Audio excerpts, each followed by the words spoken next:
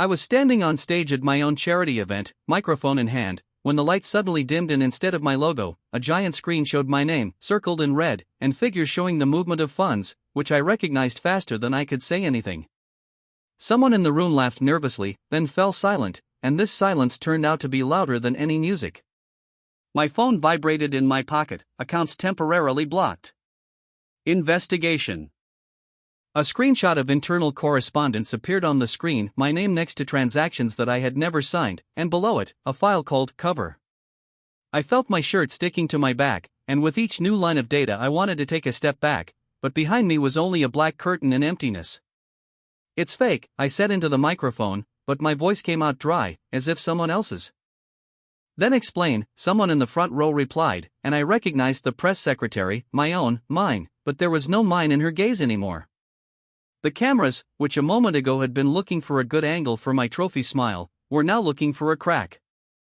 I saw my own face in the viewfinders, shiny, tired, and I felt embarrassed by how skillfully I had hidden fatigue, not the truth, for years. The slide changed, a comment from the internal chat, signed by my brother, a short all said in response to throw a wave through the fund, make it look like a grant. I hadn't written these words, but the letters smelled of my office, my schedule, my style. My brother was sitting in the third row, unblinking, holding his hands as if he were afraid to let them go. I felt the air getting heavier. Tell me it's a montage, the host whispered in my ear, holding back a smile with lips that were holding on to the edge of obligatory politeness. A montage, I repeated into the microphone, and at that moment the audio recording appeared. My voice. My timbre, reflected in the glass of the conference room. Don't ask too much, just do it. I remembered the day, but not that phrase. I remembered the topic, but not that order. And then I realized, if even I doubt my own memory, they only need to press play. The audience began to leave, not abruptly, but slowly, as if the shore was disappearing under their feet and everyone was testing the edge. Someone touched my hand, a lawyer, a whisper, advice that sounded like prohibitions. Don't deny. Don't admit. Don't improvise. I nodded, but another instruction was already forming inside me, don't run. The rain drummed on the glass, beating out a rhythm that seemed like a warning. I took a deep breath and stepped forward, as one steps forward not for a toast but for a sentence. If this is a play, I said, name it. Who is the director? My brother stood up. His chair creaked so loudly that it seemed as if the world I had left behind had cracked in half. And I felt, for the first time in years, wealth ceased to be a shield and become a spotlight illuminating every shadow I had. The next morning, my office looked like a field after a storm. The phones were silent, and the secretary who always greeted me with coffee didn't even look up. On the table was a pile of printed articles, philanthropist or fraudster? How Romagnac's empire was built on lies. My last name now sold newspapers better than any brand. I tried to smile, but the muscles in my face refused to cooperate. My brother entered the office, the same one who had stood there yesterday, looking me up and down like a judge who needed no evidence. You understand that this was inevitable, he said, without even sitting down. Inevitable? I looked up. To frame me in front of the whole country, is that what you call inevitable? You've forgotten how it all began. You've forgotten how many times I've covered up your deals. I just let the truth breathe. His words tore at me, because there was a bit of truth in each one, but not the one he saw. I was no saint, but what they showed me was a trap. And what next? I asked quietly. Will you take the company? It's not yours anymore. The board's decision was made this morning. It seemed to me that someone had crossed me out with a single line, with indelible ink. I got up, went to the window, behind which the letters with the name of my holding company still shone, once proud, now dead. Romaniuk Invest. The name that my father had come up with when we were still sleeping on the same mattress in the dormitory. And now it belonged to my brother. I left the office without a word. On the street, people avoided my gaze, and some even filmed on their phones, as if they wanted to get a shot of the fall. At the intersection, a journalist stopped me, microphone forward, cold gaze. Do you admit your guilt? She asked. I looked straight into the camera and replied. I only admit that I trusted the wrong people for too long. The evening found me in an empty penthouse. The rain beat against the glass, and the news showed my face again, this time next to the headlines: prosecutors open case, partners break contracts. I turned off the TV. The silence seemed more frightening. In the mirror was a man who once bought companies like others buy coffee, now he couldn't even buy trust. A phone screen lit up on the table. An unknown number. One message. What you're looking for isn't in the accounts. Look for Pokrov. I stared at this text for a long time, and for the first time all day I felt not fear, but strange clarity. It wasn't defeat, it was an invitation. But who sent it? And why now? I poured myself a glass of whiskey, took a sip, and said aloud, as if to someone invisible. If this is a game, now is my turn to make a move. And in the darkness, among the fragments of my own life, for the first time in years, I felt that I wanted not to bring back the past, but to find the truth, even if it destroyed the remnants of my name. I started by doing what no one would do in my place. I returned to where it all began. To the old industrial area, where our first warehouse once stood. There, among the peeling walls and the smell of damp brick, I looked for any thread connected with the word Pokrov. It did not give me peace. It sounded too familiar, but memories stubbornly escaped like water through fingers.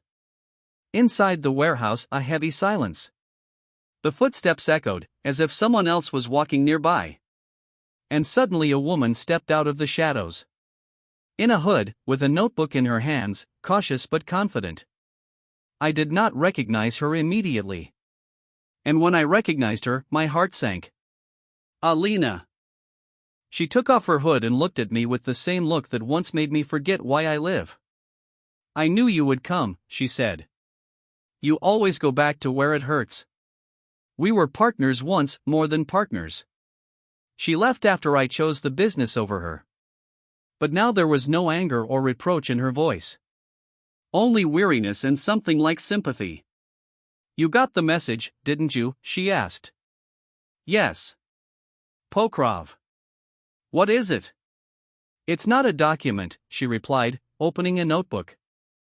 It's the code name for a foundation you created yourself. Only it was never official. She placed an old piece of paper in front of me, my signature, my stamp, and a list of names. I looked closer. Among them were those who had received grants from my foundation for years. But next to them were amounts I had never approved. I didn't sign it, I said. I know. But the system is yours. And that's why everyone thinks it's your fault. She explained that after I left, one of the inside advisors, my brother, had set up the scheme through fictitious subfunds, using my name. The Pokrov was just a shield, a laundered haven. Why are you helping me? I asked.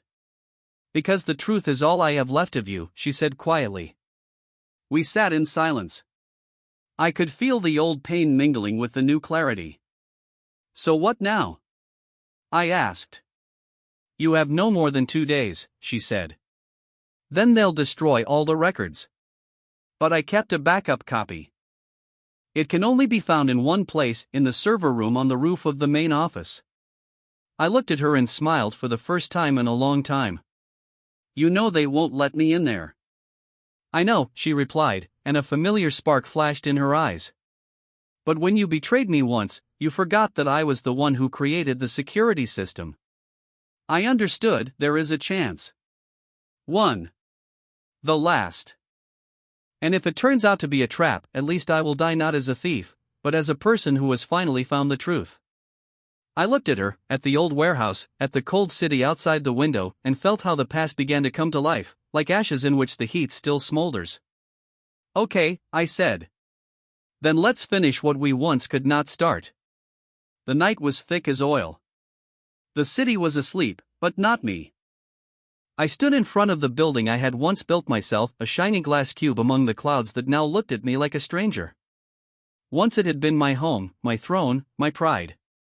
Now it was a fortress I had to storm to prove I was not a thief.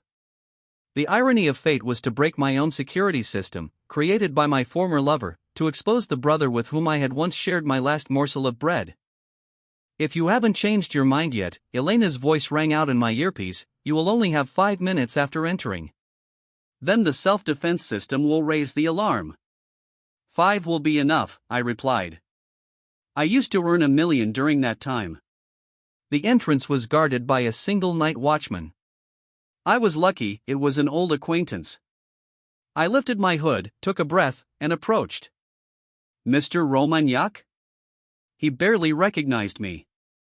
But everyone is looking for you. And that's why you didn't see me. I put the watch on the table for him, the same one my brother had given me 10 years ago. It's worth more than you'll earn in a month.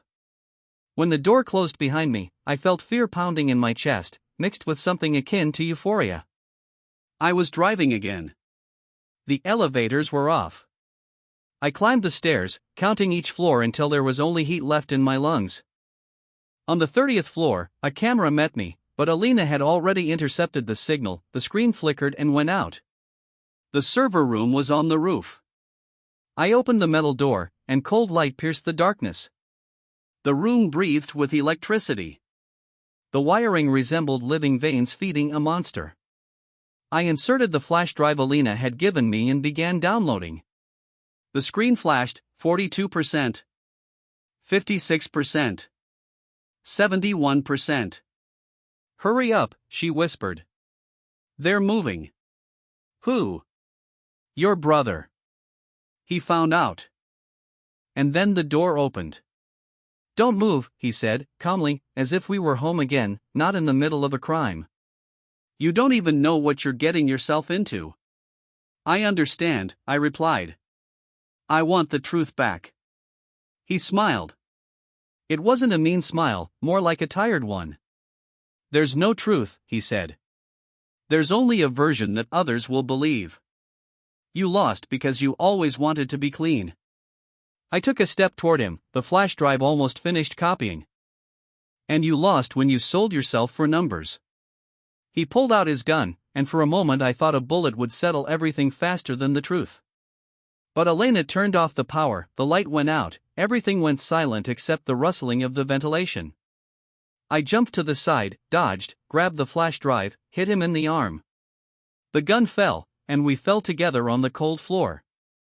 He pressed harder than I remembered. His eyes shone not with hatred, with pain. You were always the favorite. You had everything.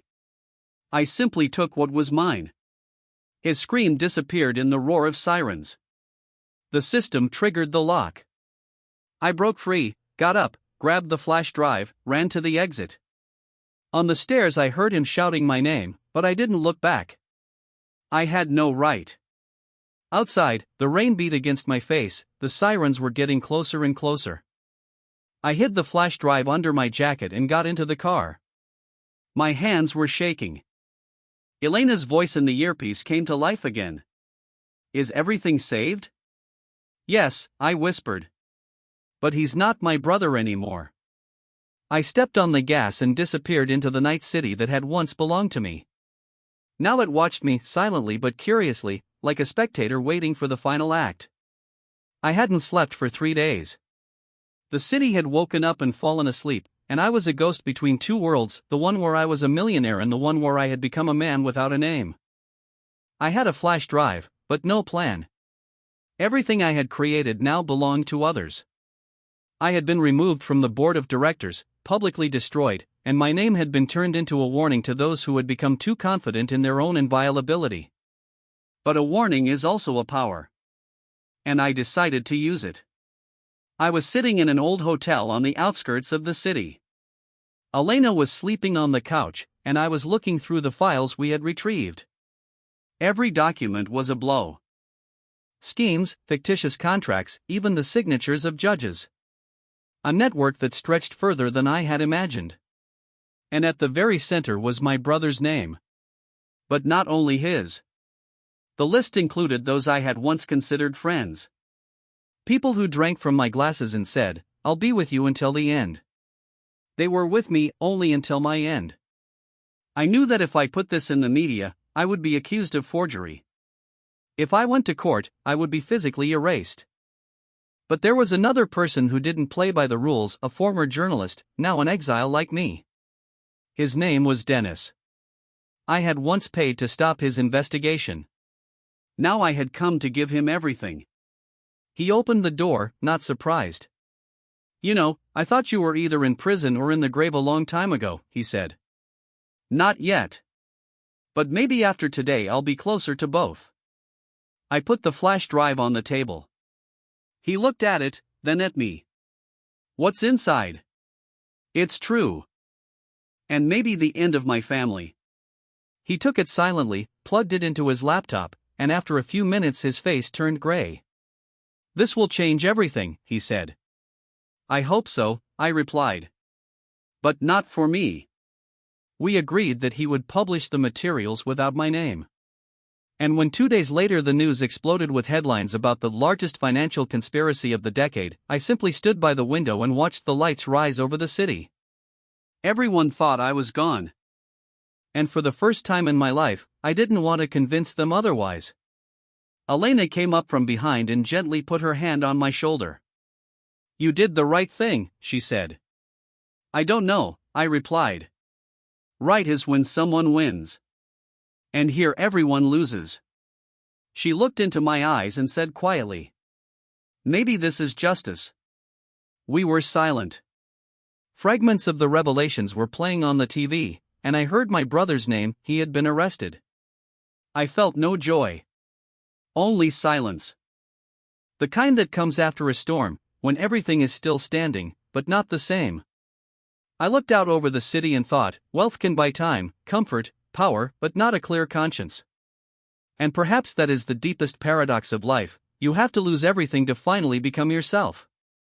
I raised my glass of cold coffee and whispered, almost to myself, "I am no longer a businessman. I am simply a survivor of myself." And there was something about that felt like freedom.